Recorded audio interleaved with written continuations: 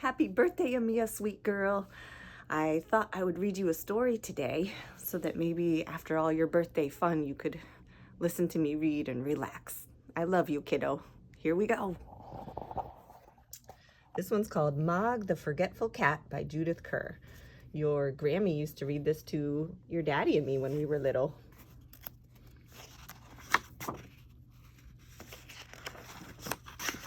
Once there was a cat called Mog, and she lived with a family called Thomas. Mog was nice, but not very clever. She didn't understand a lot of things, and a lot of other things she forgot. She was a very forgetful cat. Sometimes she ate her supper, then she forgot she'd eaten it. Sometimes she thought of something in the middle of washing her leg, and she forgot to wash the rest of it. Once she forgot that cats can't fly. Oh, Mog! Oops! But most of all, she forgot her cat flap. The cat flap led from the kitchen into the garden. Mog could go out and in again. It was her own little door. The garden always made Mog very excited. She smelled all the smells. She chased the birds. She climbed the trees. She ran round and round with a big fluffed up tail. And then she forgot the cat flap. She forgot that she had a cat flap. She wanted to go back into the house, but she couldn't remember how. In the end, she sat outside the kitchen window and meowed, meow, until someone let her in. Afterwards, you could always tell where she had sat. Uh-oh, look, she broke the flowers. This made Mr. Thomas very sad. He said, "Drat that cat." But Debbie said, "She's nice." Once, Mog had a very bad day. Even the start of the day was bad. Mog was still asleep. Then Nicky picked her up. He hugged her and said, "Nice kitty." Mog said nothing, but she was not very happy. I don't think she wanted to be picked up yet, huh? Then it was breakfast time. Mog forgot that cats have milk for breakfast. She forgot that cats only have eggs as a treat. She ate an egg for her breakfast. Mrs. Thomas said, "Drat that cat." Debbie said, "Nicky doesn't like eggs anyway."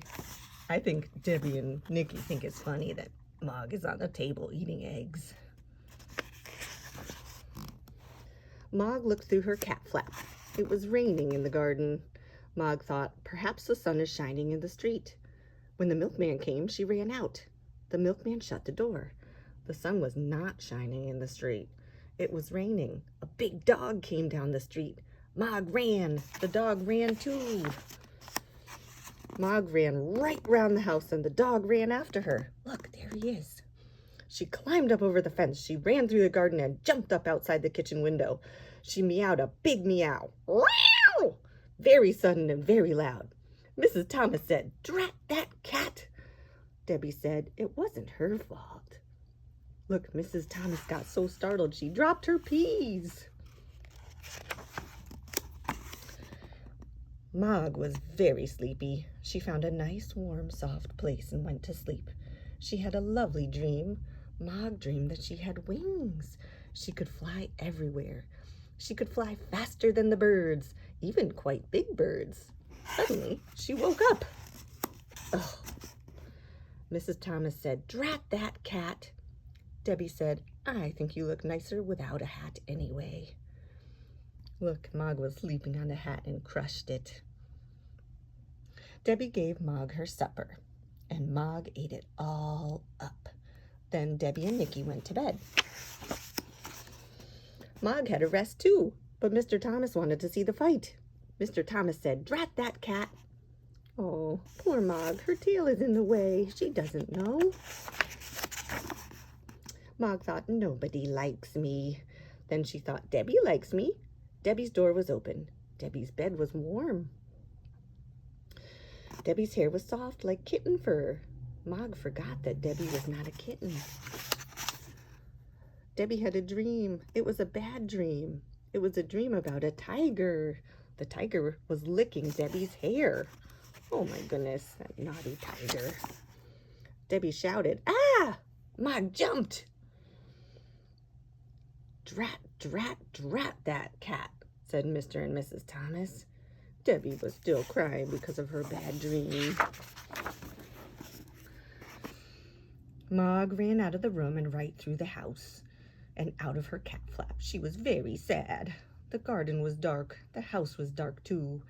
Mog sat in the dark and thought dark thoughts. She thought, nobody likes me. They've all gone to bed. There's no one to let me in, and they haven't even given me my supper. Oh, yes, they did, Mog. You don't remember? Let's see. Look, I remember. Debbie gave her supper. There it is, Mog. Poor Mog forgot. Then she noticed something. The house was not quite dark. There was a little light moving around. She looked through the window and saw a man in the kitchen. Mog thought, perhaps that man will let me in. Perhaps he will give me my supper. What's that naughty robber doing? He's taking spoons. She meowed her biggest meow. Meow! Very sudden and very loud. The man was surprised. He dropped his bag. It made a big noise and everyone in the house woke up. Mr. Thomas ran down to the kitchen and shouted, "A burglar!" The burglar said, "Drat that cat." Mrs. Thomas telephoned the police. Debbie let Mog in and Nicky hugged her. A policeman came and told him what had happened. The policeman looked at Mog. He said, "What a remarkable cat. I've seen watchdogs, but never a watch cat. She will get a medal." Debbie said, "I think she'd rather have an egg." Look, and then everybody had tea together. Mog had a medal. It says, "To Mog for bravery." She also had an egg every day for breakfast. Mr. and Mrs. Thomas told all their friends about her. They said Mog is really remarkable, and they never, or almost never, said drat that cat. Good night, Amia. I love you, birthday girl.